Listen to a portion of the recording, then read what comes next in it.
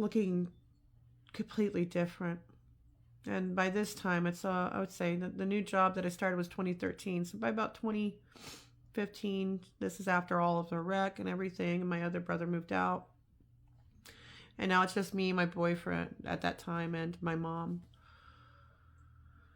And so she's getting very bad, and I'm having to wheel her around everywhere. And so I purposely got a bigger car because I had this little Firebird and I needed to take care of my mom. So I got a bigger car that would be able to carry her comfortably and also carry her wheelchair, because I had a little Firebird. This is a little sports car. So I had to get a bigger car. So my mom is just degrading.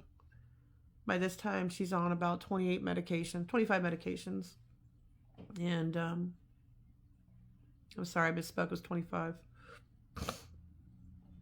She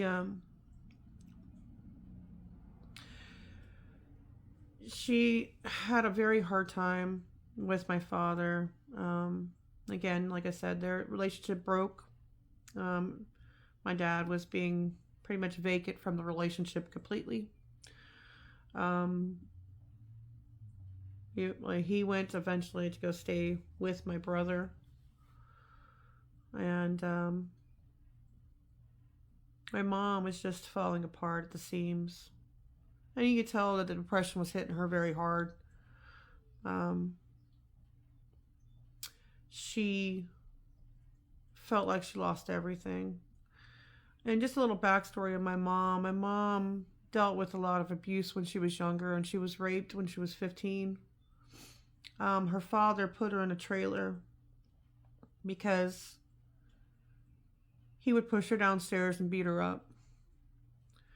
And I didn't find this out until after my mom passed away, but like I said, she hid things very well. She didn't tell me anything, and she told me a lot about her mom, and her mom had emphysema, and she died in the hospital. Her father put her in the hospital and just kept her there while he was cheating on her. And my mom said that she always had a fear that she wouldn't be able to tell her mom that she loved her before she died. And so that kind of instilled a little bit of fear in me. During this time, as I'm taking her, to and from, and I'm like at nighttime, I would come in, and I built up a fear that she would pass away in her sleep. And I'd hold the door open, I'd stare at her just to make sure that I saw her chest rise up and down.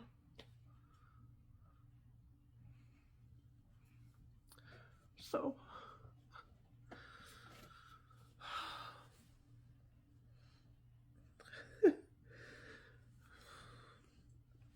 after the breakup with my, it's about 2016, late 2016.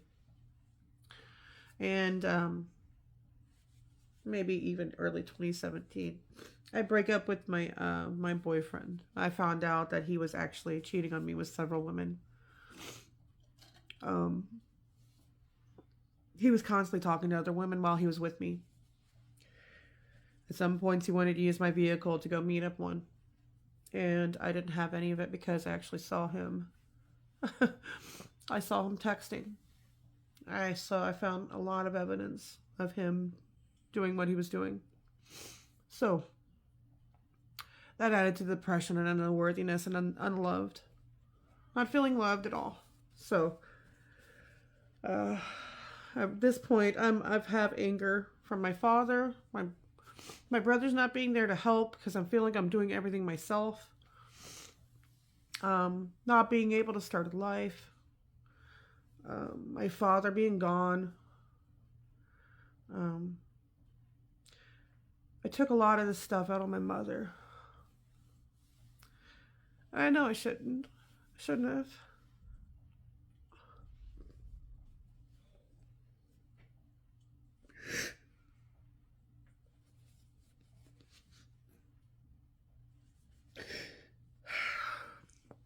There's a lot of guilt from that, of course. Hang on a second. Sorry. So I had a lot of guilt. And when my mom,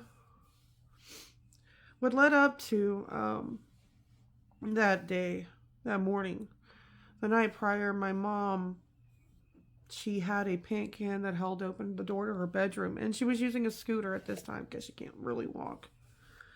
And, you know, uh, she,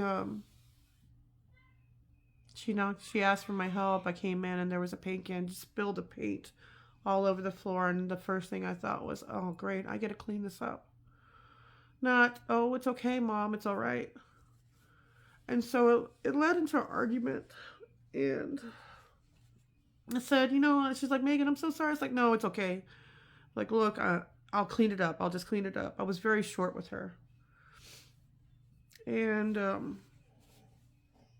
so I cleaned it up. I said, Mom, I'm just going to go to bed. And she was feeling a little bit out of it. I was like, oh, she's medicated again, I'm thinking. And I didn't see the signs. And like I said, the fear that I had of my mom passing away in her sleep. And then added on to my mom saying, I'm afraid my mom's going to die before I can say that I love her. So I wake up and I go to her bedroom. And when I wake up, I feel instant red. I don't know. I just woke up and it was too quiet. I was like, there's something wrong.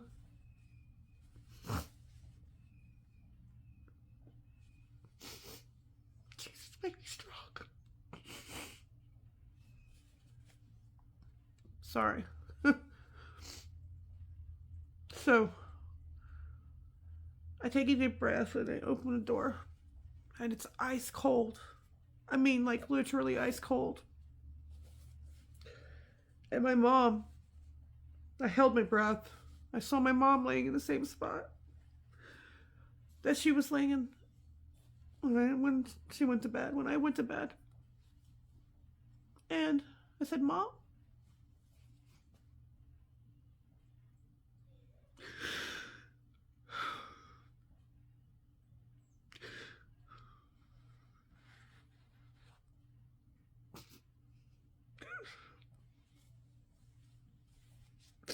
And I reached out to her. When I touched her, she was ice cold.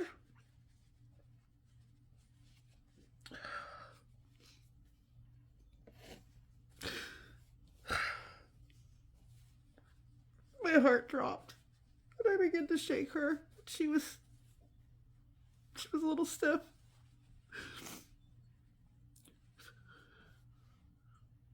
I just began screaming, shaking her.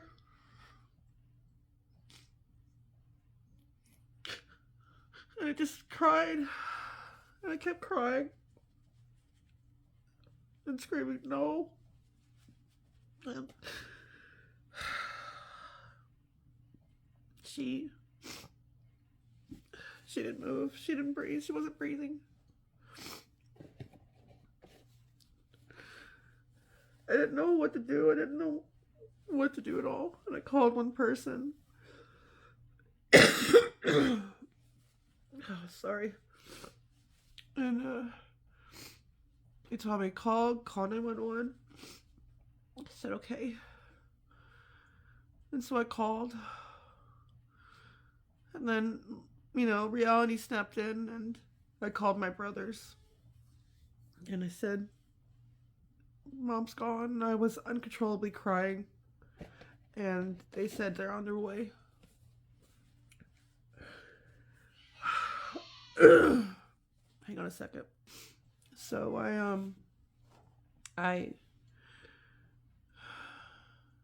the cops come in and everything, and they have me outside, and I'm just sitting there. And I was smoking at the time, and I would light a cigarette, but I would just sit there and stare. My brothers were there. Everything was happening around me. I didn't see any of it. Just, it's like time stopped. And so I never got to tell my mom I loved her before she died. Give me one sec. Sorry about that. So that explains what crushed me at that point and put me down this spiral of feeling a huge amount of guilt for the way I treated my mother and how I wanted to tell her I'm sorry and that I love her.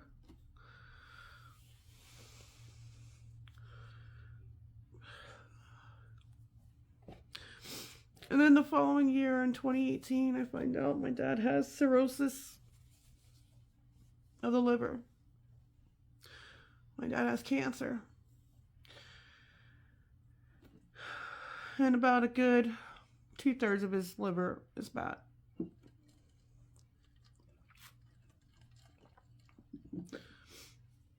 So I was on the stage of recovery.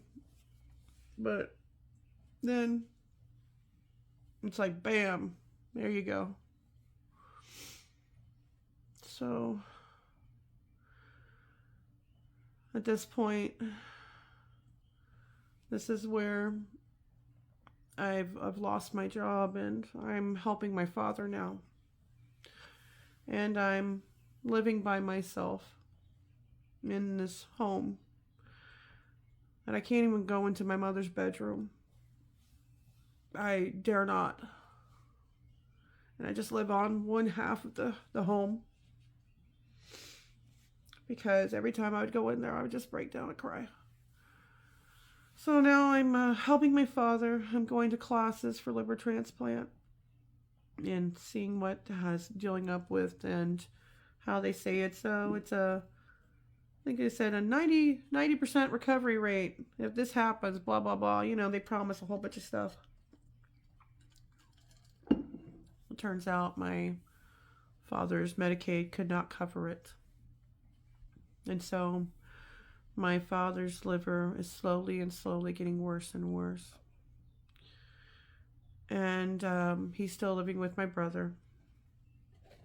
And this is in about June or July of 2018. And this is where I meet my husband. And I meet his 2 kids in 2018. And we began to become boyfriend and girlfriend and start a relationship. And my father, I'm taking him back and forth to doctor's appointments because my brother's working at the time and I'm available. So I go and take him to certain doctor's appointments, and I run certain errands for him. I'm sorry, this is getting very lengthy. So my dad's having to, his limp's getting worse. He's having to live upstairs of this townhome that my brother lives in. And oh man,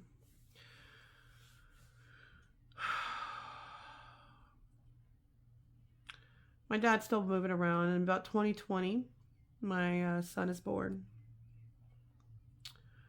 and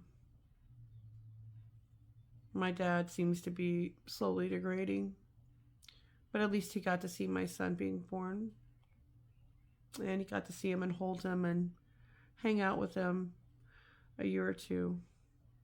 And then in 22, that's when I lost my best friend. In about June of 22, I lost my best friend, Crystal. And then a few months later, I lost my friend, Savannah. And then the following year, in 23 May, I believe it was the 24th or the 23rd, that's when my dad passed on. And he was, prior to this, He was put into the hospital in about somewhere in 2021. My dad fell, and my brother called me, and he told me that Dad's in the hospital, come see him. So I said, okay. And so this is when I started my walk with Jesus, and I began to pray over my father. And I began to get concerned and worried. My dad stayed in the hospital for 2 years. Slowly and slowly, he kept degrading more and more. Eventually, he was blind in one eye and then blind in another. And they said that he wasn't well enough, that somehow he got into a coma and then he was out of it. But then he wasn't well enough to get out of the hospital. So basically, these people at the hospital were just treating one thing after another with surgery after surgery. And I'm telling my brother, why did he keep doing surgeries? What is up with this? He needs to get out of the hospital. And I'm not exactly agreeing with what the hospital staff's doing. And he was blind in one eye now. And he's not getting the attention that he needs. And slowly he's forgetting what year it is, who's the president, who's around him, just things here and there that he wasn't. I was just slowly degrading away too, just like my mom. And so my father, he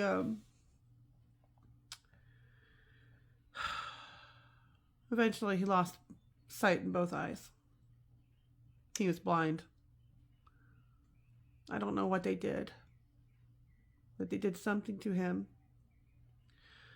And then eventually he caught COVID inside the hospital. And we're like, how does this happen? Why isn't he getting better?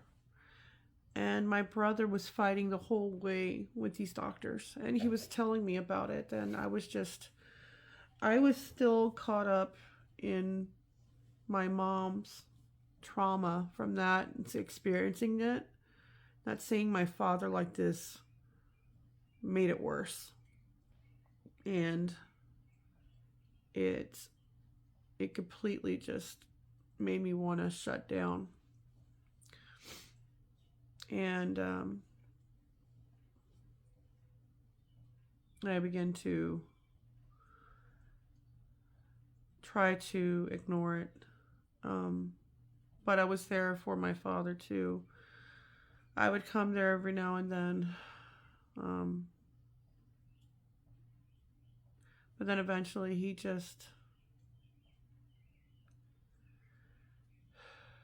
took a turn for the worst. And he just passed on. He wasn't looking very well in there at all. They eventually gave him I believe a transplant, but he wasn't getting any better. And then they just kept putting him in a different room, in another room, until eventually hang on a second, it got terrible and worse. So give me one moment. So sorry about that. My father, I didn't know about the wineskin process about that point of time yet. So I was just, I knew I was saved. I knew that I was changed. I had a new heart, a new spirit in me, but I didn't know how to heal from it yet. And so,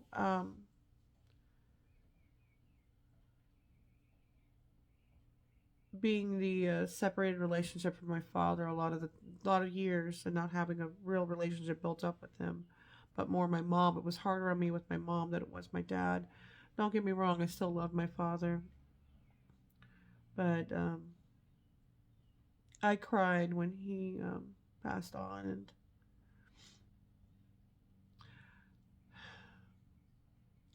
I just know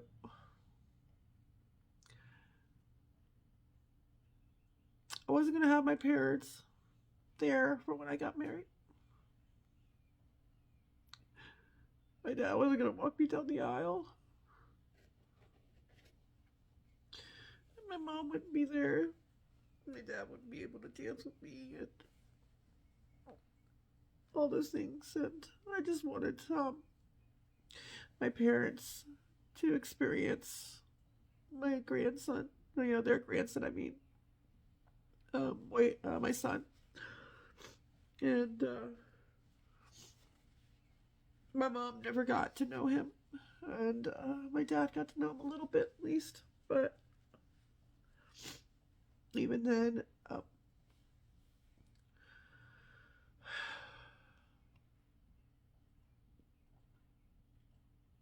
it was a lot of depression, hurt, pain, guilt, sorrow, just a lot of pain built up over the years of loss.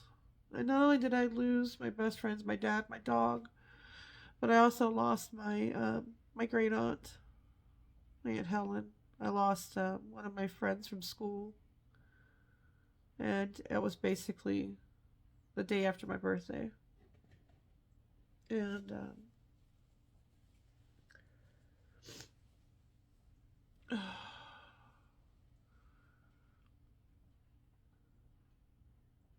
I lost a lot of people. It really does a number on you when you lose a lot of people close to you. Now, like I said, Jesus brought back what I lost.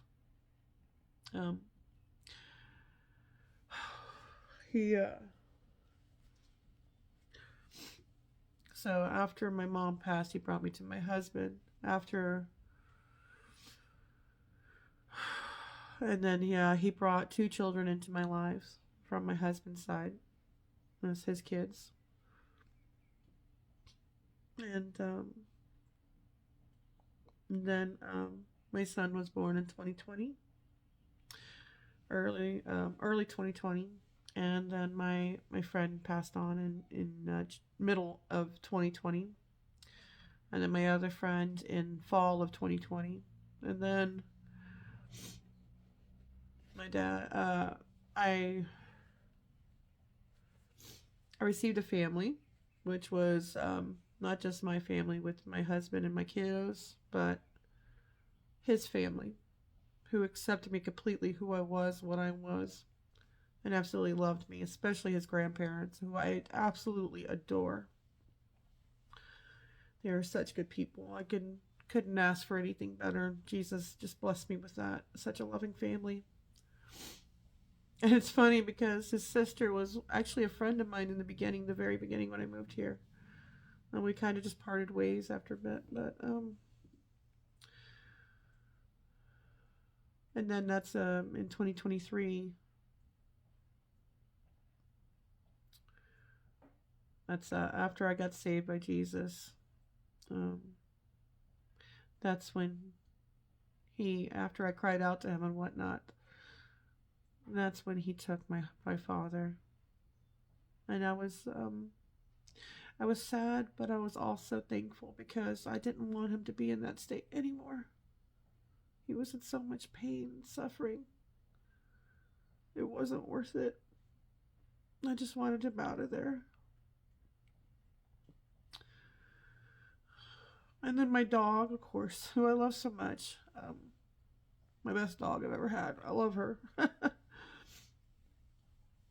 She was a great dog. Very lovable. Everybody loved her.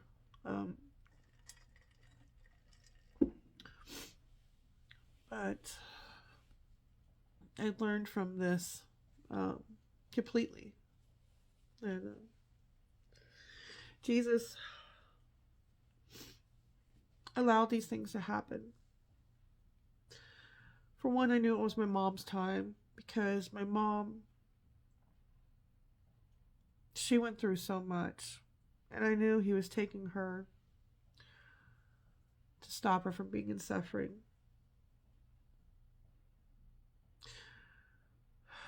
My mom was more closer to Jesus than my father was. My father was more living in the world. My mom, though, however, she would constantly have people come over to give her the Eucharist and take her Holy Communion. And she always had her Bible with her. And she would watch sermons on TV. And she was very loving, very kind. She didn't deserve how people treated her. One of her greatest gifts was love. And my father, even though he wasn't there, he was a hard worker and he worked hard for his family. And I know he wasn't really great at managing money, but I still loved him. He was still my dad. So, I'm sorry this is very long. And I wasn't expecting to cry so much, like ugly cry. Oh, but I hope that this shed some light on my testimony. Oh, give me a second. Sorry. But I do appreciate you sticking with me through the whole thing, if you did. If not, it's okay. I know it's very long. I tried not to make it long, but Jesus led me through the whole thing. So, I hope this reaches you. I hope it sheds a light on some of, not just my pain, but maybe possibly others that may have experienced a similar tragedy. All right. I love you guys. Y'all have a blessed day. Peace, love, and joy. Bye.